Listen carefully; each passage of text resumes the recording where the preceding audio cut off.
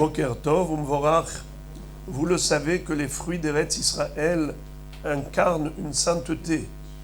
Et la Kedusha d'Eretz Israël, dans les fruits, entraîne une mitzvah de Hafrashat Terumot ou Maasrot. Il faut prélever la Teruma, on la donne au Kohen. Il faut prélever le Maaser Rishon, qu'on donnera au Lévi. Mais le Lévi lui-même doit prélever ce qu'on appelle Terumat Maaser. Maaser Mina Maaser, qu'il donnera lui-même au Kohen. C'est-à-dire que le Kohen va recevoir deux Terumot. Une Teruma, qu'on appelle Teruma Gdola, de la part du Israël, sur l'ensemble de la Tevoua. Mais le Lévi également, après lui avoir offert à lui la dîme, un dixième de la récolte, lui-même doit donner à son tour au Kohen Maaser Mina Maaser, qu'on appelle Terumat Maaser. Mais ensuite, il y a une deuxième dîme à prélever. C'est quoi cette dîme? C'est soit Maaser Sheni, soit Maaser Ani. Maaser Sheni, ce sont des fruits qui sont kadosh, qu'on doit manger à Yerushalayim, mais si c'est trop loin ou trop lourd, alors on transfère la kedusha des fruits sur de l'argent, et cet argent, on doit l'amener à Yerushalayim pour acheter des produits alimentaires qu'on va consommer là-bas sur place. Mais de nos jours, comme on n'est pas dans les conditions de tahara, de pureté nécessaires, alors on ne fait pas ça de manière à ce que vraiment l'argent qui va être utilisé sera la contre-valeur du maaser, ce qui ferait beaucoup d'argent.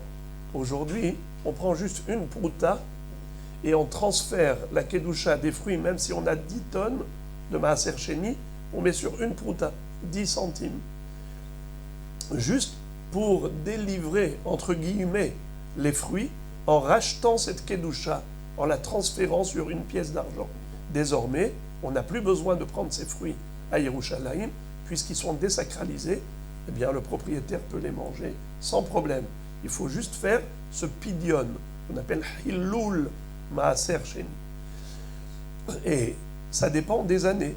On a 6 années agricoles, d'une Shemitah à l'autre, d'un septennat à l'autre, on a 6 années agricoles. Et elles sont réparties en deux. 1, 2, 3, 4, 5, 6. Première et deuxième année, c'est Maaser Sheni. Troisième année, Maaser Ani à la place du Maaser Sheni. C'est quoi Maaser Ani? On donne aux pauvres. C'est pas qu'on va manger nous-mêmes à Yerushalayim, on donne aux pauvres. Et pareil, quatrième et cinquième année, c'est comme la première et deuxième année, Maaser Rishon, Maaser Sheni. Et la sixième année, c'est comme la troisième année. On donne Maaser Rishon aux Lévi, Maaser Ani aux pauvres. Mais ce qui est intéressant, c'est que quand on fait le pidyon, le Hilul Maaser Sheni, ça dépend qui est-ce qui fait le pidyon.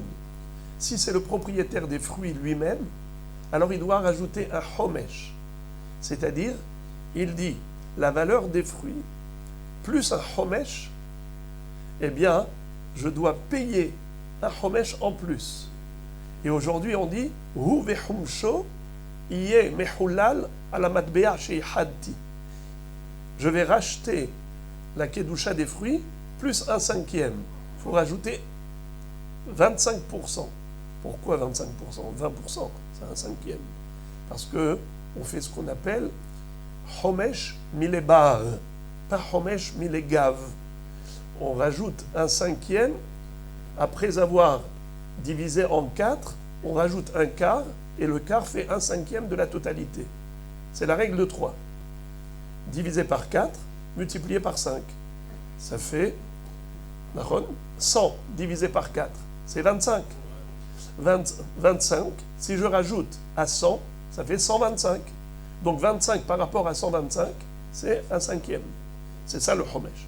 En tout cas, je ferme la parenthèse, pour revenir à dire que si c'est le propriétaire lui-même qui fait le pidyon, le rachat, alors dans ce cas-là, il doit rajouter un cinquième. Mais hulal hu vehumsho. Mais si c'est un étranger, c'est pas le propriétaire, il n'a pas besoin de rajouter le homesh. Juste la contre-valeur. Pourquoi je vous raconte tout ça? Parce qu'hier, il y a une personne qui m'a ramené un sac de fruits que quelqu'un lui a offert de son jardin. De très belles clémentines, mais il ne pouvait pas les manger. Et j'ai eu la chance de pouvoir effectuer le prélèvement pour cette personne et de faire la bracha. Parce que généralement, même quelqu'un qui est mahmir, et il ne sait pas si vraiment le mashgiach kashrut, le shomer a effectué les prélèvements comme il se doit, il a peur, il veut être mahmir. Mabrouk, bravo, mais surtout pas de bracha. Parce que peut-être que ça a déjà été bien prélevé, tu ne fais pas de bracha sur une khumra, sur un safek brachot lehakel. Mais là, j'étais sûr que c'était tevel, ce qu'on appelle tevel. Tevel, ça veut dire des fruits qui n'ont pas été prélevés. D'ailleurs, le mot tevel, c'est la contraction de deux mots. Tovlo, tevel, tavlo. C'est pas bon. Tu ne peux pas encore manger. Il faut d'abord prélever la terouma. Tu donnes au Kohen. Tu prélèves le maaser rishon. Tu donnes au Lévi. Tu prélèves le maaser sheni ou maaser ani. Et une fois que tu as tout prélevé, maintenant tu peux manger le reste. Yochlu anavim veisbaru. Mais là, j'ai pu faire la bracha, j'étais très heureux de faire la bracha de Baruch ata Hashem Elokeinu melech haolam, asher kideshanu b'mitzvotav vetzivanu leafrish turumot u'maasrot. Et après vetzivanu al pidyon maaser sheni. En tout cas, les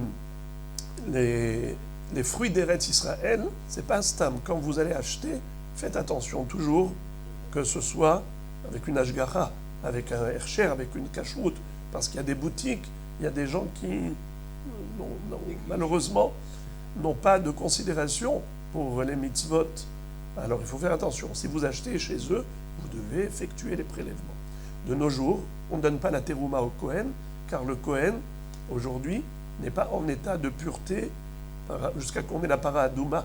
Alors, il ne va pas manger la terouma. Alors, on ne prélève pas un 50e. Parce qu'à l'époque, on prélevait soit un 40e, si on était généreux, et on donnait au Kohen, soit un 60e, si on était radin avar, soit, si on était classique, normal, un 50e. D'ailleurs, terouma, c'est la contraction de deux mots. Trouma, tre, mimea, 2%, c'est un 50e. En tout cas, on donnait ça au Kohen. Mais aujourd'hui, on ne donne pas au Kohen. Aujourd'hui, qu'est-ce qu'on fait? Soit on brûle, soit on met dans un double sachet et on met à la poubelle. Mais pour pouvoir faire ça, il faut d'abord mouiller les fruits. Ces fruits-là de terouma, tu les mouilles avant de les appeler terouma. Comme ça, quand tu touches le fruit mouillé, il devient tamé. C'est la trouma tmea.